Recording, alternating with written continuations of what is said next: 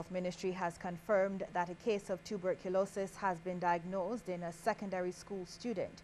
This morning, a medical team led by Acting Chief Medical Officer Dr. Elizabeth Ferdinand visited the school, where they conducted a rapid assessment of close to 200 students.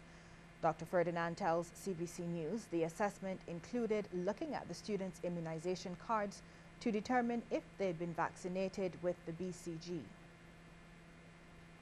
Infectious disease, you need to do contact tracing. That means anybody that person has been in contact with, and that is why we are doing her classmates and friends around.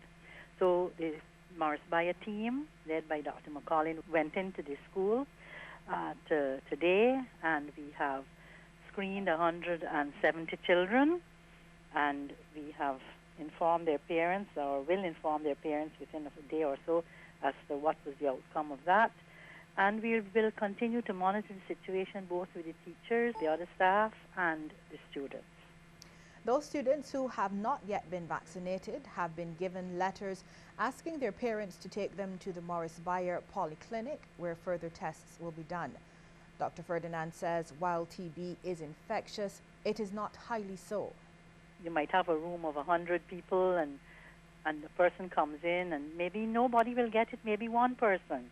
It's not just the droplets in the air from the coughing, but it depends on the host. If you are debilitated or your immune system is low at that particular point when you are exposed to that disease, then there's a high chance or a higher chance of you getting it rather than a person who is fully well, you know. So that's why we have to look at everybody. TB is spread through the air from one person to another when a person with TB disease of the lungs, throat coughs, sneezes, speaks, or sings. Symptoms include a persistent cough, fever, chills, or night sweats. TB can be treated by taking several drugs, usually for a 6 to 9 month period. Performance appraisal systems are now a must for the civil service and statutory boards. This from Prime Minister Fendel Stewart, who has pledged to give the issue his full attention. Prime Minister Stewart says it would help to avoid situations similar to that at the National Conservation Commission. Performance appraisals and so on will have to become a feature of life in the public service, whether it's central public service or in statutory boards. And that's the only way that you're going to have a genuine meritocracy operating in the public service. Until you have that, you will have low performers and drones and so on slipping through the system, and some of your better and more conscientious people suffering as a result. So that is a matter that will be engaging our attention.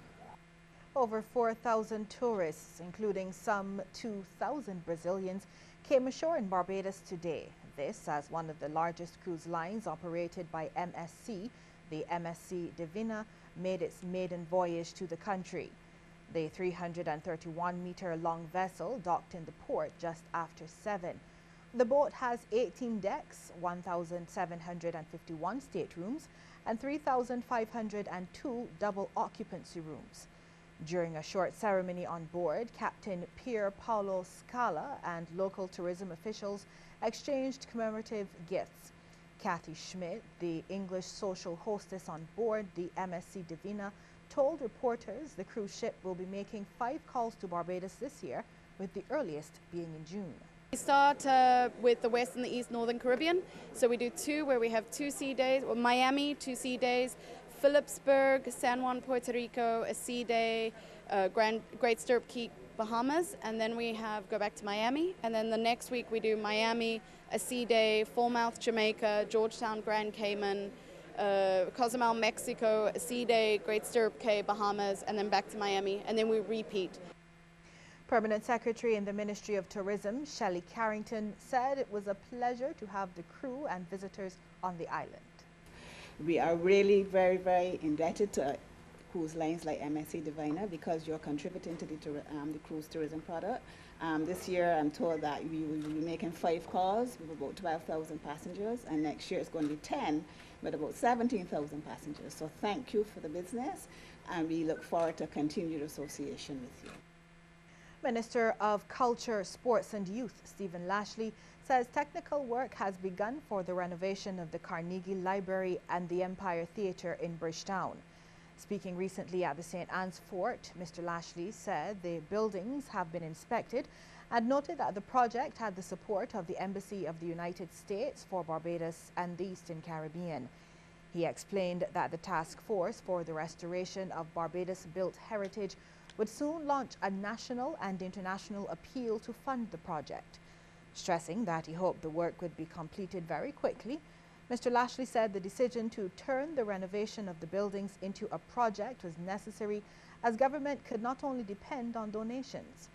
In relation to the Empire Theatre building, Minister Lashley says Cabinet has already approved the award of a contract to a local conglomerate.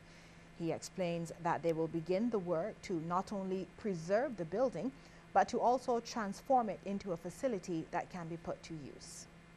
In a look at the forecast now, tonight and tomorrow, generally cloudy with brief scattered showers. And that's the late night news. Good night.